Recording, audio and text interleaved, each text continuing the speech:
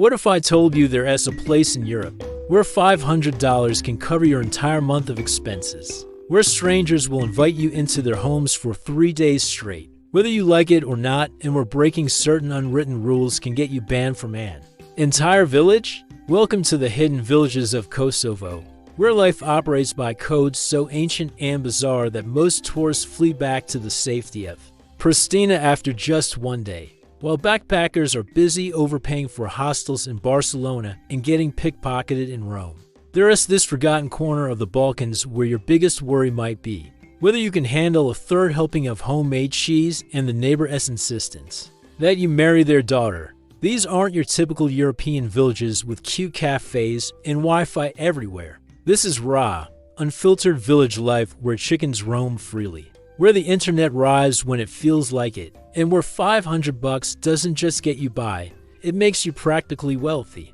But here's the thing nobody talks about. Kosovo's villages operate under social rules so strict, and sometimes so absurd that they make a monastery look like spring break in Cancun. We're talking about places where refusing coffee is considered a personal insult, where guests are literally not allowed to leave for days, and where the entire community might gather to judge whether your socks are appropriate for Sunday dinner. The government tourism websites won't tell you this stuff. They'll show you pictures of pretty mountains and mention the low cost of living. But they conveniently skip the part about how grandmother Fatima will corner you at the village well and interrogate you about your marriage plans, your mother's cooking skills, and why you're not wearing proper shoes. They don't mention that in some villages, if you're not invited to at least 3 weddings within your first month, people start wondering what's wrong with you. Most travelers stick to Pristina, maybe take a day trip to see some monastery, snap a few photos, and call it authentic Balkan culture. They have no idea that just 2 hours away there are villages where people live on what Americans spend on coffee in a week, where every meal feels like Thanksgiving dinner, and where the entertainment budget consists of sitting around arguing about whose cow produces the best milk. This isn't poverty tourism or some romanticized nonsense about simple living. This is about communities that have figured out how to live well on almost nothing, where social connections matter more than bank accounts, and where the biggest status symbol isn't a fancy car, but having the village baker personally deliver fresh bread to your door every morning. So if you've ever wondered what it is really like to live where money stretches further than elastic pants after Christmas dinner, where community rules are stricter than airport security, and where your biggest monthly expense might be buying enough Rakia to keep up with your neighbor's hospitality, then buckle up. Because we're about to explore villages where life moves at the speed of a donkey cart, where everyone knows everyone's business, and where $500 can buy you a lifestyle that would cost $5,000 anywhere else in Europe. Kosovo sits tucked between Serbia, Albania, Montenegro, and North Macedonia, like that relative nobody talks about at family gatherings. Most people couldn't find it on a map if you spotted them 3 neighboring countries. And that's exactly why it remains one of Europe's best kept secrets for affordable living. We're talking about a country smaller than Connecticut, with mountains that would make Switzerland jealous and prices that would make your wallet weep tears of joy. The landscape here isn't just pretty. It is stupidly beautiful in a way that makes you angry at travel bloggers for keeping it secret. The Shar Mountains rise up like massive green walls, covered in forests so thick they look like someone spilled broccoli all over the horizon. These aren't gentle rolling hills where you'd have a picnic. These are proper mountains with peaks that scrape the clouds and valleys so deep you need binoculars to see the bottom. Village houses dot the mountainsides like scattered dice, connected by roads that were apparently designed by someone who thought straight lines were for quitters. Most of these villages have existed for centuries, built with stones pulled from the mountains themselves, creating this organic blend where it's hard to tell where the landscape ends and human settlement begins. The valleys between mountains create these perfect little pockets where villages flourish in isolation. Some places are so remote that the postal service shows up when they feel like it, and Amazon delivery is about as likely as finding a Starbucks. But that isolation is exactly what keeps costs low and life simple. There's no tourism infrastructure driving up prices, No crowds of foreigners inflating the local economy. Just communities that have been living the same way for generations. Kosovo declared independence in 2008, making it younger than most smartphones. But the villages feel ancient, while Pristina tries to modernize with shopping malls and international brands. The countryside remains beautifully stuck in time. This isn't because people are backwards or anti-progress. It's because they've figured out that some things work better the old way. The capital city has all the marks of trying too hard. New construction everywhere. Cafes with English names and prices that creep toward Western European levels. But drive 2 hours in any direction, and you'll find villages where the biggest development in the last decade was someone installing satellite TV, and where the local grocery store still operates on the honor system for regular customers. What makes Kosovo's villages special isn't just the low cost of living. It's the complete absence of tourist infrastructure, which means everything remains authentically local. There are no souvenir shops selling traditional items made in China, no restaurants with menus in 5 languages, and definitely no tour guides explaining local culture to groups of confused visitors wearing matching t-shirts. The geography creates natural barriers that have preserved these communities. Mountain passes that close in winter, rivers that flood in spring, and roads that require vehicles with more character than a Toyota Camry. This geographical isolation has kept mass tourism away, which means local prices remain local, and local customs remain unchanged. Villages here aren't museum pieces or theme parks designed for tourist consumption. They're living communities where people have actual jobs, real problems, and daily routines that have nothing to do with entertaining visitors. The baker bakes bread because people need bread, not because it creates an authentic cultural experience for Instagram.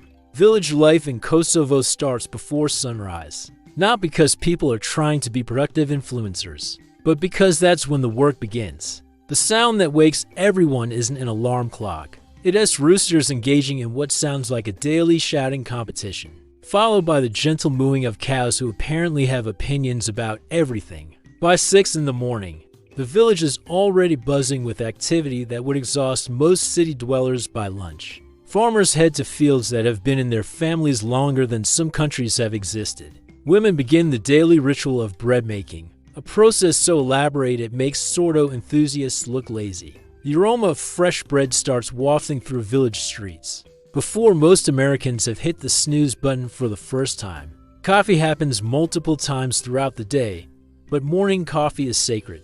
We're not talking about grabbing a quick cup and rushing off to work. Village coffee is a social institution that involves sitting, talking, complaining about the weather, discussing whose vegetables are growing best, and solving all the world's problems before 9 a.m. Refusing morning coffee isn't just rude, it's practically a declaration of war. The concept of rushing doesn't exist here. Everything happens at the speed it needs to happen, no faster. Milking cows can't be rushed. Cheese making can't be hurried. Bread rising follows its own schedule. This isn't laziness. It's understanding that some processes require time. And fighting against natural rhythms just creates stress without improving results. Community interaction isn't optional. In cities, you can live next to someone for years without knowing their name. In Kosovo villages, you'll know everyone's name, their family history, their health problems, and their opinion about your life choices within the first week. Privacy exists, but it's more like a polite agreement not to comment on what everyone already knows. The village store serves as both supply center and social hub. It's usually run by someone who's been there so long they remember when electricity first arrived. Shopping involves discussion, negotiation, and updates on community news. You don't just buy bread, you get bread plus information about who's getting married, whose crops are struggling, and why the road to the next village still hasn't been fixed. Meals are events, not fuel stops. Breakfast might seem simple: bread, cheese, maybe some eggs, but it's prepared with ingredients so fresh they were probably alive yesterday. Lunch becomes a family gathering even on regular weekdays. Dinner can stretch for hours, not because the food takes long to eat, but because eating is just the excuse for conversation, storytelling, and planning tomorrow's activities. Work blends seamlessly with social life. Helping a neighbor fix their roof isn't a favor, it's Tuesday. Community projects happen organically when enough people decide something needs doing. There's no formal organization, no committees, no meetings about meetings. Someone mentions a problem, others agree it needs fixing, and suddenly half the village shows up with tools. Evening entertainment doesn't require Netflix subscriptions or expensive tickets. People gather in small groups, share homemade rakia, and engage in conversations that range from practical farming advice to philosophical debates about whether the neighbor's new rooster is too loud or just confident. The pace of life here isn't slow because people lack ambition or modern conveniences. It's measured because rushing rarely improves outcomes. And taking time allows for quality in everything from bread baking to relationship building. This isn't a lifestyle choice or wellness trend. It is simply how things work when community matters more than individual productivity metrics. Food in Kosovo villages isn't just sustenance, it's art, social currency, and the foundation of every meaningful interaction. When villagers say they spent $15 on groceries for the week, they're not talking about surviving on ramen noodles. They're describing meals that would cost $60 per plate at farm-to-table restaurants in major cities. The bread situation alone is worth the price of admission to village life. Every household bakes fresh bread daily, using flour milled from wheat grown in local fields. Following recipes passed down through generations like state secrets, this isn't artisanal bread with fancy names and Instagram potential. This is bread that serves as the foundation for every meal. So essential that running out is considered a household emergency, requiring immediate neighborhood assistance. Cheese making happens at the family level with milk so fresh it practically moves. Village cheese ranges from soft varieties that spread like butter to aged versions with flavors so complex they make French cheese makers weep with envy.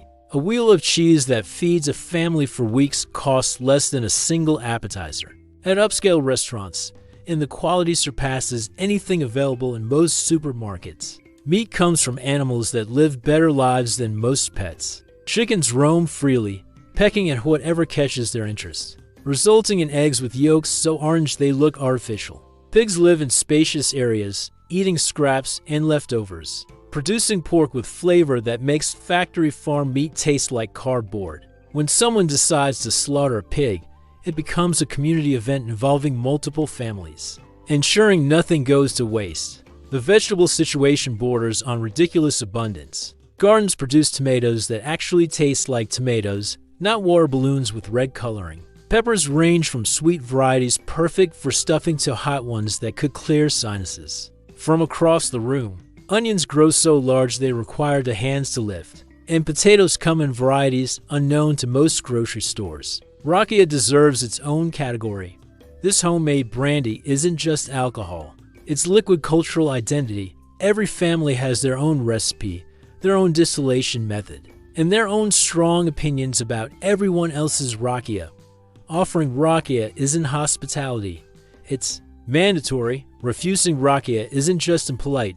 It's questioning someone's heritage, skill, and character all at once. Coffee culture here makes Italian espresso traditions look casual. Kosovo village coffee involves specific rituals, particular equipment, and social rules more complex than international law. The coffee itself costs pennies per cup, but the social investment required is enormous. Coffee meetings can last hours, involving multiple rounds, extensive discussion, and careful attention to who drinks, how much of what quality. Preserving food for winter turns families into food production facilities. Women spend late summer and early fall turning fresh produce into preserved versions that last months. Pickled vegetables, dried fruits, cured meats, and preserved cheeses fill pantries like edible insurance policies. These preservation techniques ensure variety throughout winter while keeping costs minimal. Meal preparation is a family affair involving multiple generations. Grandmother teaches techniques perfected over decades. Mother manages daily production. And children learn by helping with increasingly complex tasks. Recipes exist more in muscle memory than written form, adjusted based on available ingredients, weather conditions, and family preferences.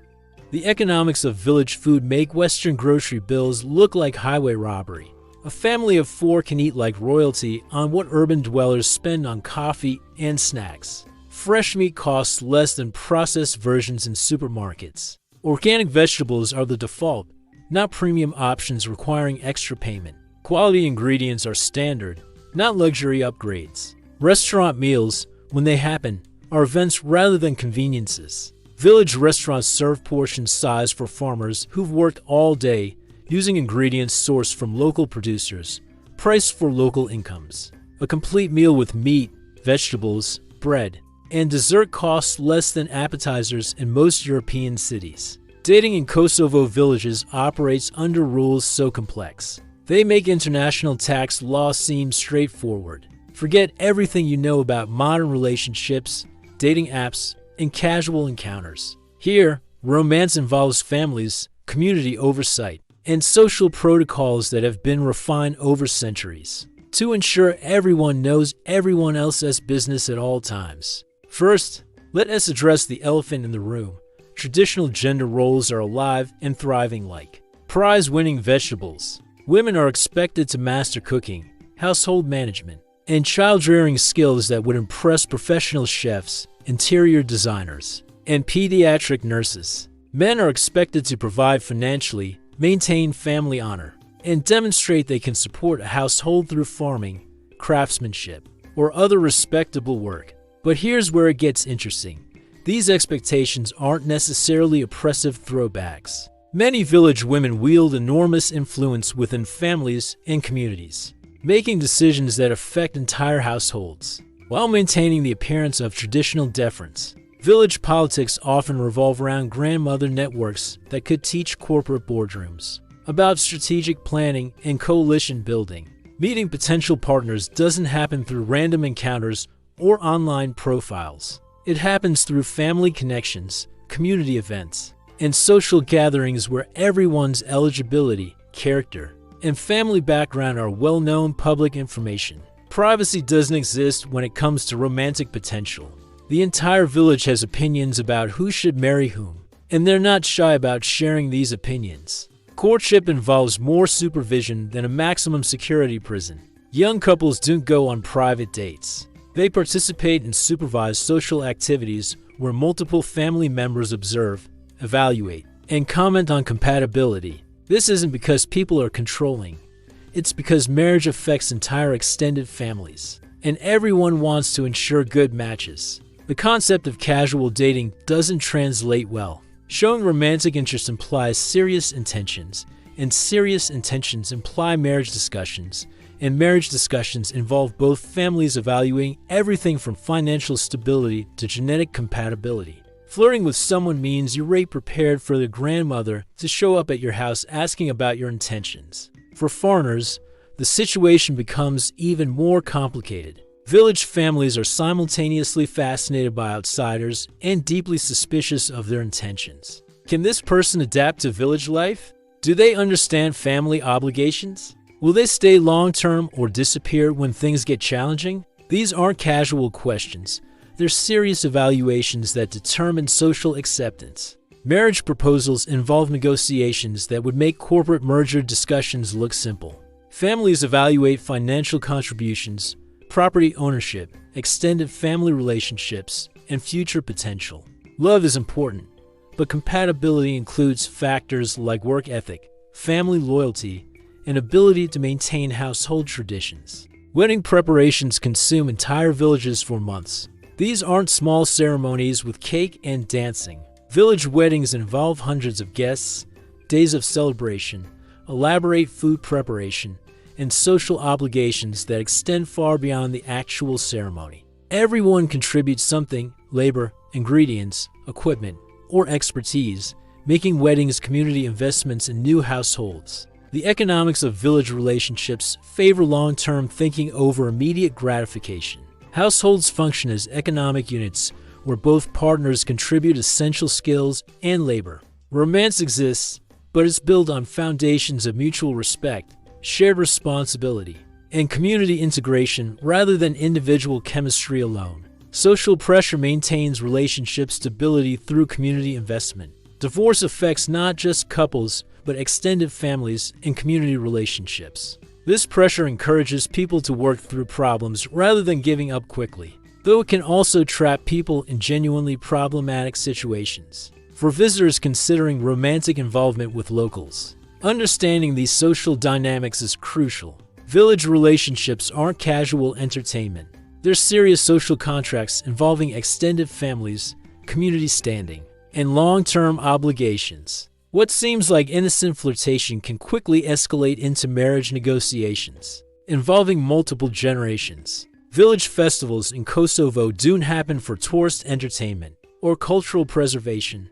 They happen because communities need excuses to celebrate, show off, and engage in friendly competition that occasionally becomes not so friendly. These events reveal social rules so specific and sometimes absurd that outsiders spend most of their time accidentally offending someone or being adopted by families who refuse to let them leave. Wedding season transforms villages into production facilities that would impress Hollywood movie sets. We're not talking about simple ceremonies with cake and dancing.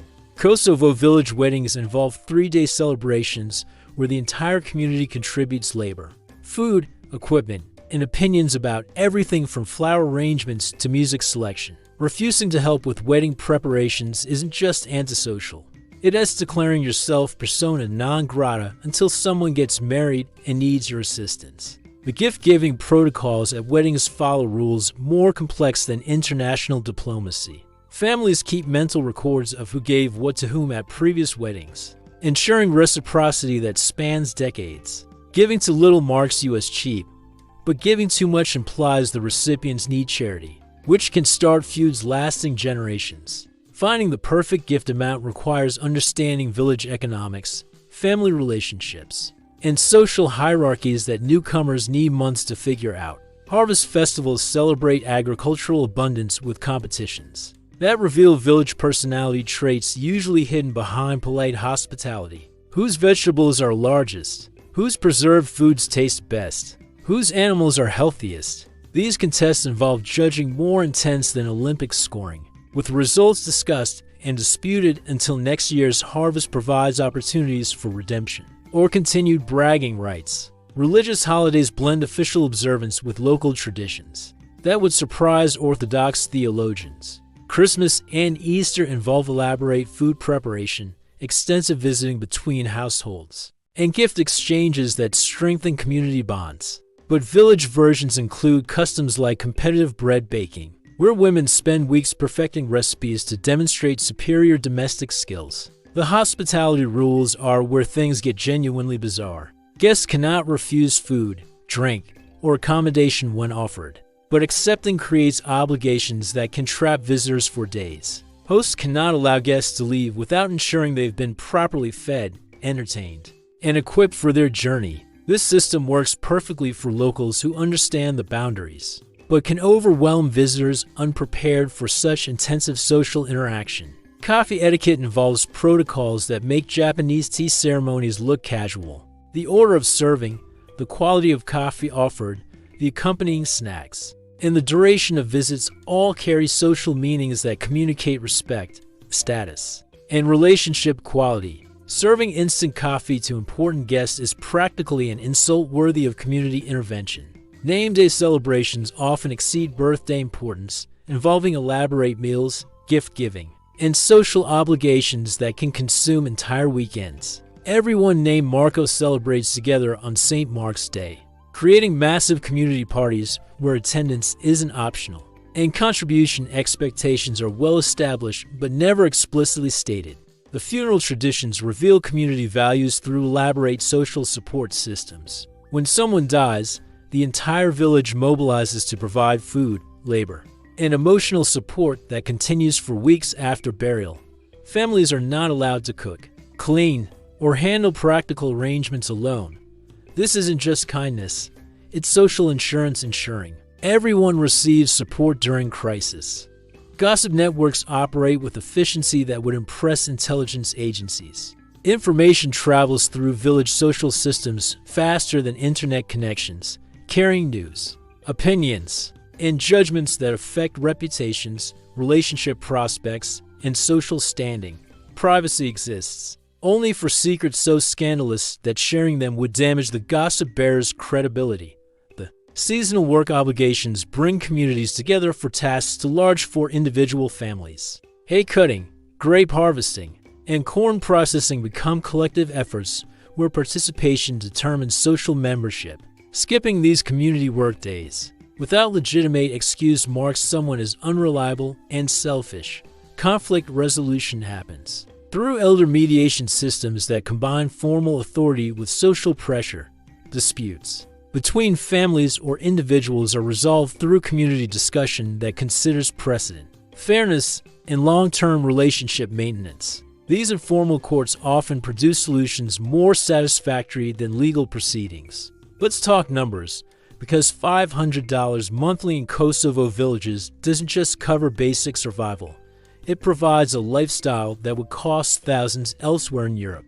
But understanding how this works requires abandoning Western assumptions about what constitutes necessary expenses and recognizing how community-based living eliminates costs that urban dwellers consider unavoidable. Housing costs practically disappear when you're willing to live in villages, where property values remain affordable because most young people move to cities. A decent house with garden space, suitable for a small family, rents for $50 to $100 monthly. These aren't luxury accommodations, but they're solid buildings with basic amenities, space for growing food, and enough room for comfortable living. Food expenses shrink dramatically when you participate in village food systems. Fresh bread costs cents per loaf when bought from local bakers, or practically nothing when made at home using locally milled flour. Vegetables from family gardens eliminate grocery expenses for most produce. Milk, cheese, and eggs from local sources cost fractions of supermarket prices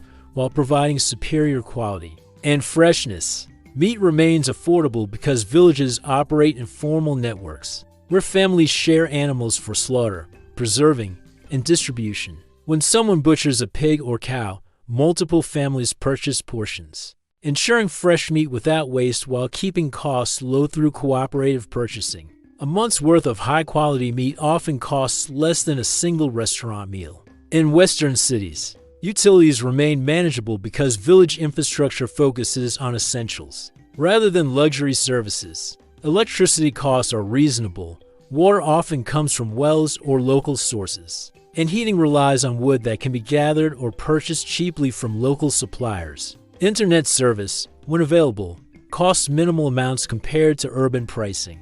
Transportation expenses stay low because distances are short and public transport, while limited, remains affordable. Many daily activities happen within walking distance. Longer trips rely on shared taxis or buses that charge reasonable fares. Car ownership isn't necessary for basic living, though having a vehicle provides convenience and expands opportunities. Healthcare costs remain minimal for routine care through local clinics and traditional remedies that actually work for common ailments. Serious medical issues require travel to larger towns or cities, but basic healthcare needs are met affordably within village systems. Entertainment expenses are practically non-existent because social life revolves around community activities, family gatherings, and seasonal celebrations that cost little but provide genuine enjoyment. Reading, crafts, music, and conversation replace expensive commercial entertainment without sacrificing quality of life. Clothing costs shrink when you abandon fashion trends for practical, durable garments that last years instead of seasons. Local markets provide good quality clothing at reasonable prices, and many villagers still repair and maintain garments rather than replacing them frequently. The hidden savings come from community support systems that eliminate expenses urban dwellers consider normal. Childcare happens through extended family networks. Home repairs involve neighbor assistance and skill sharing. Food preservation and preparation benefit from community knowledge and equipment sharing. Transportation needs are often met through informal ride sharing with friends and neighbors. Banking and financial services cost almost nothing because most transactions happen in cash, eliminating fees for electronic payments, credit card processing, and banking services that urban dwellers pay without thinking. Simple financial needs are met through local institutions with reasonable fee structures. emergency expenses are manageable because communities provide support networks that help families through temporary difficulties. Medical emergencies, home repairs, or crop failures are addressed through community assistance that reduces individual financial burden while maintaining social bonds. The lifestyle quality achieved on $500 monthly includes fresh, organic food, safe housing, clean air, social connection, and meaningful community participation. These elements cost thousands monthly in urban environments while remaining naturally available in village settings. Getting around Kosovo villages requires abandoning expectations about punctual schedules, comfortable seating, and direct routes. Transportation here operates on principles that prioritize community connection over individual convenience, creating travel experiences that range from charming adventures to tests of patience, depending on your tolerance for uncertainty and improvisation. The bus system connects villages to regional centers through routes that seem designed by someone who enjoys taking the scenic path to everywhere. Buses appear when they appear, following schedules that exist more as suggestions than commitments. Departure times depend on factors like weather conditions, driver availability, and whether enough passengers have gathered to justify the fuel expense. Village buses are mobile, social centers where travelers catch up on community news, share gossip, debate local issues, and arrange future meetings. These aren't sterile public transport experiences. They are rolling community gatherings where conversations continue from previous trips, and new relationships form during extended journeys over mountain roads that require careful navigation. Shared taxis fill transportation gaps with vehicles that have accumulated enough character to qualify for antique status. Drivers know everyone's destination preferences, family connections, and travel habits, often adjusting routes to accommodate regular passengers' needs. Payment follows flexible arrangements that consider passenger relationships, destination urgency, and driver generosity. Walking remains a primary transportation method because village distances are manageable and roads are safe for pedestrian travel. Daily errands, social visits, and work commutes often happen on foot, providing exercise, social interaction, and intimate familiarity with local geography that car travel eliminates. Bicycle usage varies by terrain and personal preference, with mountain villages favoring walking over cycling due to steep grades that challenge even experienced riders. Flat areas see more bicycle usage for practical transportation, though bike maintenance requires basic mechanical skills. Because professional repair services are limited, seasonal transportation changes dramatically affect village connectivity. Winter weather can close mountain passes for days or weeks, isolating communities until roads are cleared or weather improves. Spring flooding occasionally makes certain routes impassable, requiring alternate paths that add hours to normal travel times. Agricultural transportation involves tractors, carts, and livestock that share roads with passenger vehicles, creating traffic patterns that reflect farming schedules rather than commuter needs. Harvest seasons bring increased traffic as produce moves from fields to storage or market locations. Emergency transportation relies on community cooperation and creative problem solving. Medical emergencies requiring hospital care involve coordinating available vehicles, drivers, and route planning to ensure patients reach appropriate facilities. These informal networks function effectively because everyone understands their importance.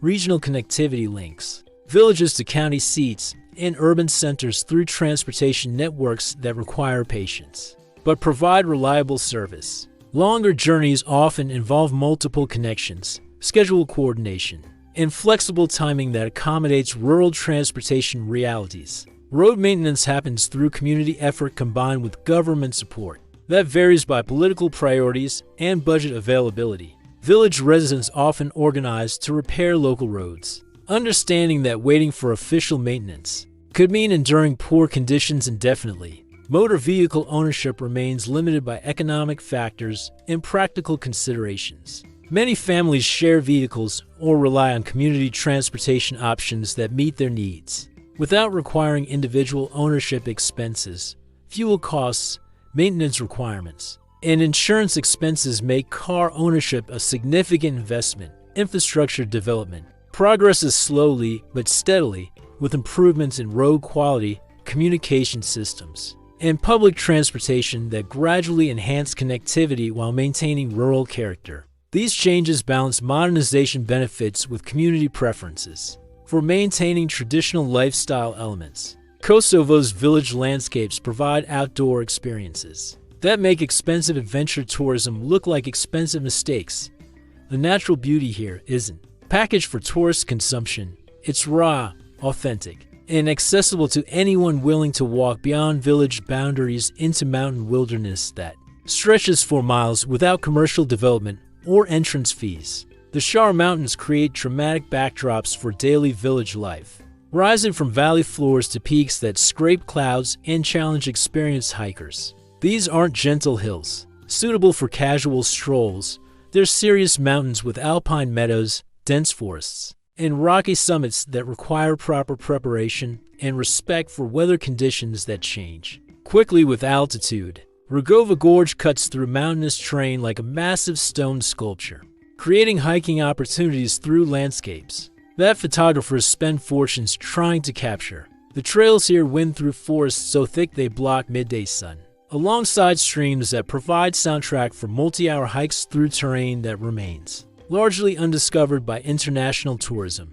Village-level outdoor recreation doesn't require expensive equipment or guided tours. Local hiking trails connect communities through mountain passes that have been used for centuries, offering spectacular views in challenging terrain accessible to anyone with decent fitness and appropriate footwear.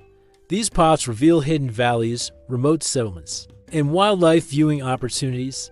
Seasonal outdoor activities follow natural rhythms that urban dwellers rarely experience. Spring brings wildflower displays that transform meadows into natural gardens. Summer provides perfect conditions for hiking, camping, and outdoor work that connects people with natural cycles. Autumn offers mushroom foraging, harvest activities, and landscape colors that rival famous fall destinations. Winter recreation centers on activities that require minimal equipment but provide maximum enjoyment. Sledding happens on village slopes using improvised equipment.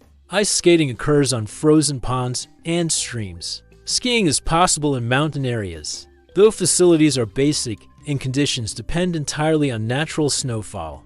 Fishing opportunities exist in mountain streams and rivers that provide both recreation and food supplementation. Local fishing doesn't require expensive licenses or complicated regulations. It is subsistence activity that connects people with food sources, while providing peaceful outdoor time in beautiful settings. Foraging remains a practical skill that provides food, medicine, and deep knowledge of local ecosystems. Village residents know which mushrooms are safe when berries ripen, and where to find herbs used for cooking and traditional remedies. This knowledge creates intimate connection with natural systems that supports both practical needs and cultural traditions. Wildlife viewing happens naturally during daily outdoor activities, rather than through organized tours or special expeditions. Mountain areas support deer, wild boar, various bird species, and occasionally bears that maintain healthy populations in forested areas.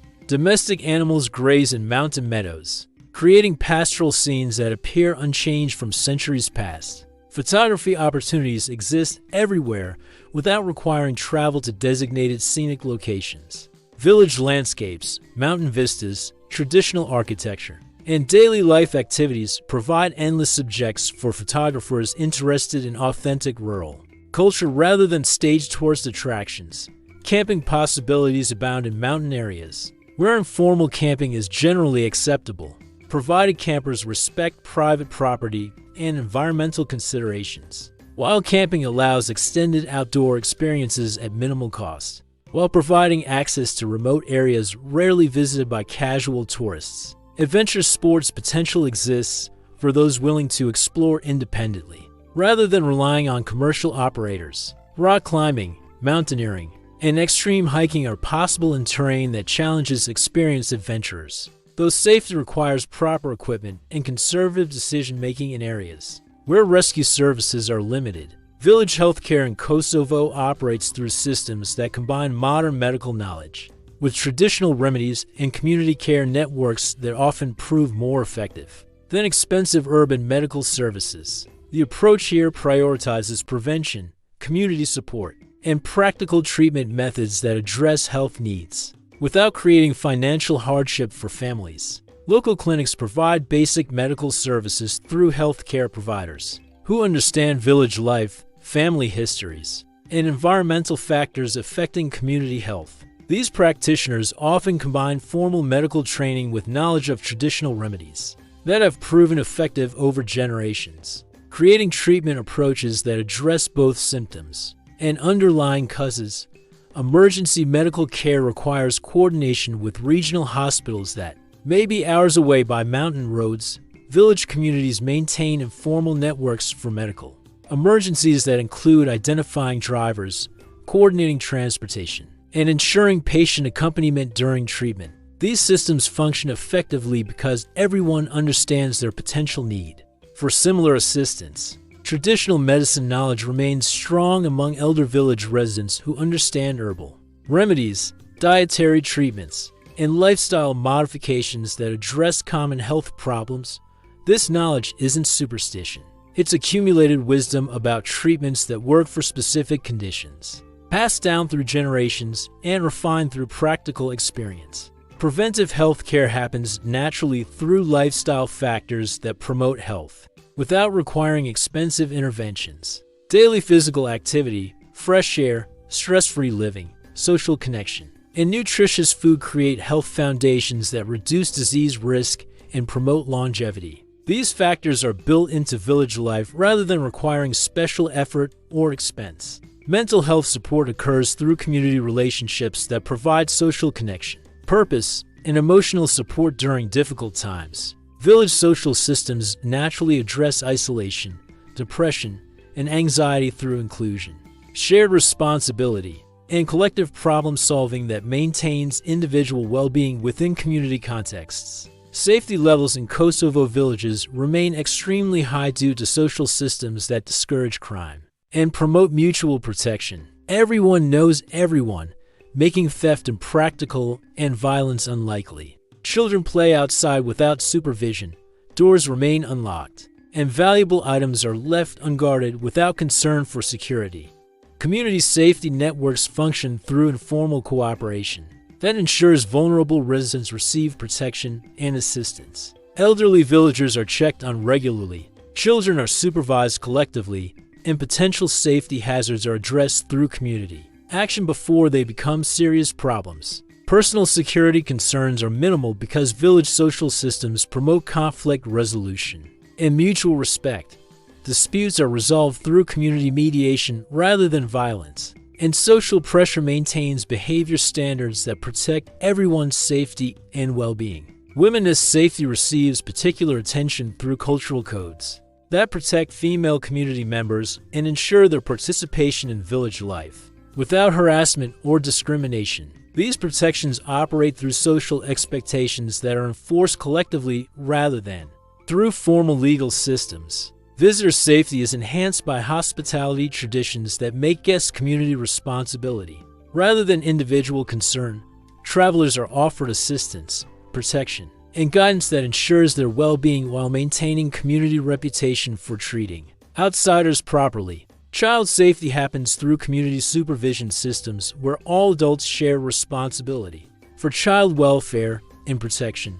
Children benefit from multiple adult relationships, diverse learning opportunities, and safety networks that extend beyond immediate family members. Elder care integrates seamlessly into family and community systems that ensure aging residents maintain dignity, purpose, and social connection while receiving practical assistance with daily needs. This care happens naturally through family relationships and community obligation rather than through expensive institutional services. Navigating Kosovo's bureaucratic systems for long-term village residents requires patience, persistence, and understanding that official processes move at their own pace regardless of individual urgency or Western expectations about efficiency. The good news is that requirements for foreigners are relatively straightforward, though execution can involve unexpected complications and creative problem-solving.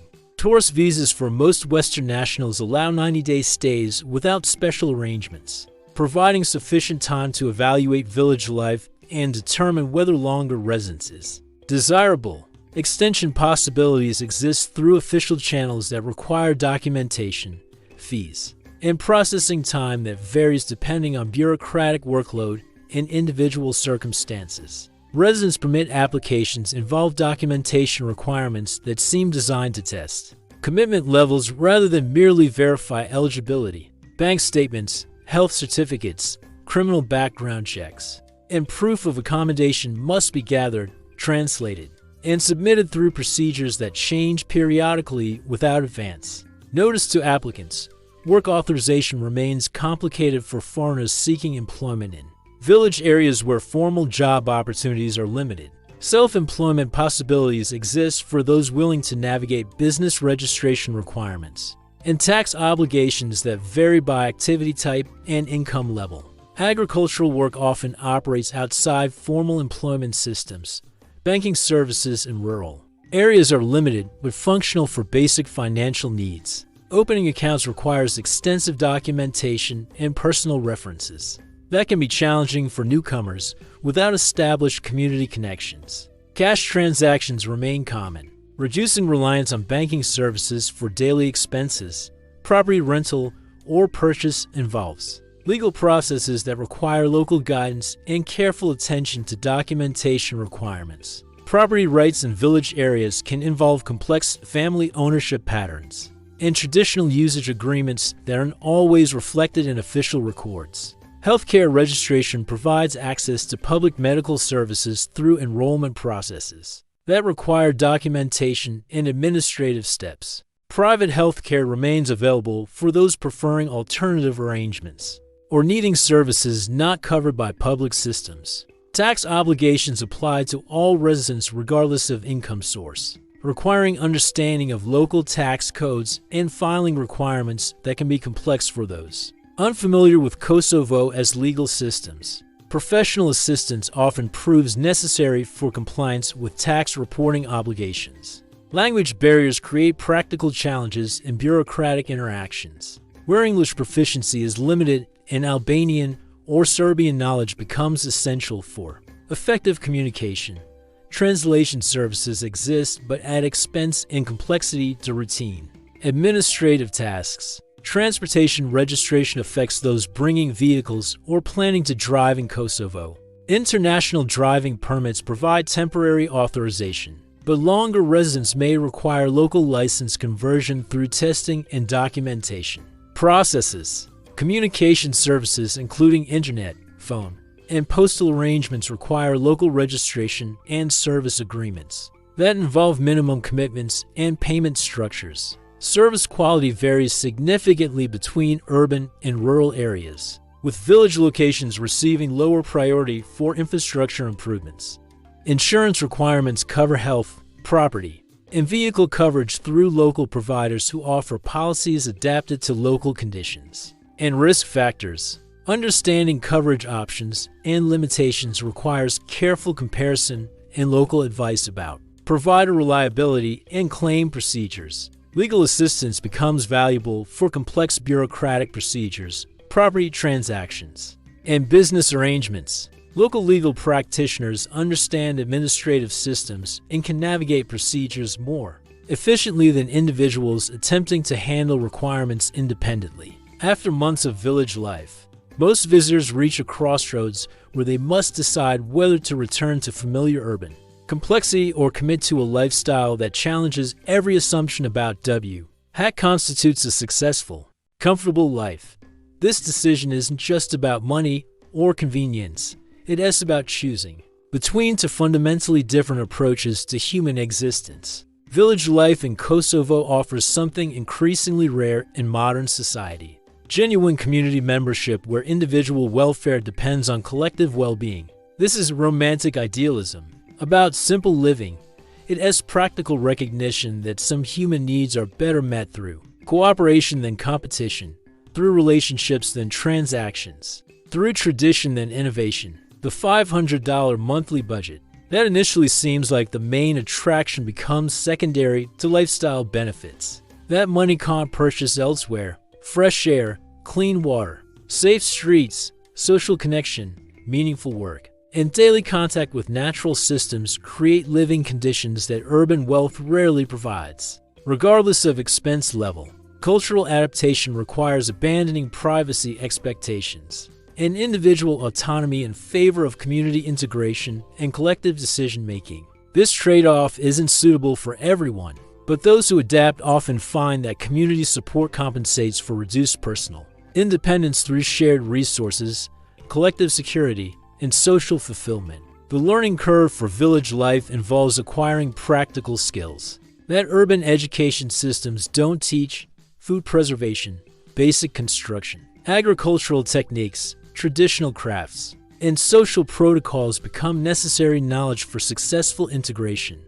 This learning process can be challenging but provides satisfying skill development. Seasonal rhythms replace urban scheduling patterns, connecting daily life to natural cycles that affect everything from work availability to social activities. This connection creates lifestyle patterns that feel more organic and sustainable than urban routines driven by commercial and professional obligations. Social relationships in villages operate on principles that prioritize long-term stability over immediate compatibility, building trust, demonstrating reliability, and contributing to community welfare take precedence over personal chemistry or shared interests. These relationships often prove more durable and supportive than urban friendships. Economic security in village settings comes from diversified self-reliance. Rather than single income sources, food production, skilled trades, community cooperation, and minimal cash needs create economic resilience that survives market fluctuations and employment uncertainties that devastate urban households. For those considering extended village residence, success depends on realistic expectations, genuine cultural interest, and willingness to contribute meaningfully to community life. Villages aren't retirement communities or lifestyle experiments, they're working communities, where everyone must participate constructively. The decision to embrace village life permanently affects relationships with urban friends and family, who may not understand the lifestyle choice or its benefits. Maintaining these connections requires effort and explanation that can strain relationships based on shared urban experiences and values. Long-term village residents often develop perspectives that make return to urban living difficult or unappealing. The pace, priorities, and social patterns of city life can feel artificial and stressful after years of village living. That emphasizes different values and approaches to daily challenges. So here is the final question that everyone considering Kosovo village life must answer. Are you ready to trade individual autonomy for community security, privacy for social integration, career advancement for sustainable living, and urban conveniences for authentic human connection? Because once you've experienced waking up to mountain views, breathing air that doesn't require filtration, eating food that tastes like food, and living among people who know your name and care about your welfare, returning to anonymous urban existence becomes remarkably difficult.